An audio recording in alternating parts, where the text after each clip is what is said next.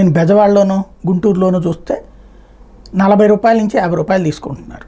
శనివారం శుక్రవారం అట్లయితేనే 50 రూపాయలు అంటున్నారు, మిగతా రోజుల్లో 40 రూపాయల వరకు. మొన్న వినాయక చవితి అప్పుడు ఆ రేంజ్లోనే వసూలు చేశారు. అదే సందర్భంలో ఈ పండగలప్పుడు ఒక్కోసారి భారీగా పెంచేసేటటువంటి సిచ్యువేషన్ ఉంది.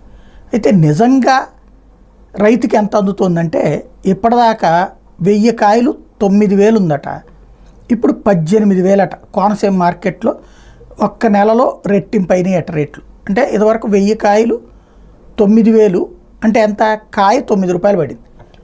అదే ఇప్పుడు 18,000 అంటే 18 రూపాయలు పడింది. అంటే మన కొబ్బరికాయల రేట్లు మళ్ళీ పెరుగుతాయి. కానీ అసలు లాజిక్ ఏంటంటే 9 రూపాయలు ఉన్నప్పుడే మన దగ్గర 40 రూపాయలు 50 రూపాయలు వసూలు చేశారు. ఇప్పుడు 18 రూపాయలు అంటే 50 అంటారు 60 అంటారో తెలియదు.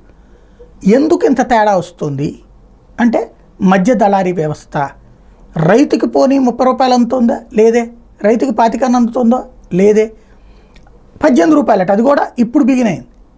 కానీ 9 రూపాయలు రైతుకి ఇచ్చి మన దగ్గర మాత్రం 45 రూపాయలు తీసుకుంటాం అంటే మధ్యలో డీలర్, హోల్సేలర్, రిటైలర్ ముగ్గురు తిన్నారు, తలా 10 రూపాయలు వేసుకుంటున్నారు. అదే ప్రభుత్వాలు కనుక శుభ్రంగా ఇప్పుడు ఆ జగన్ వ్యాన్లను తీసేసి ఇట్లాంటి వాటి ఒక చోట నుంచి ఇంకో చోటకి తీసుకెళ్ళి అమ్ముకునే ఏర్పాటు చేస్తే ఎంత మార్పు జరుగుద్ది?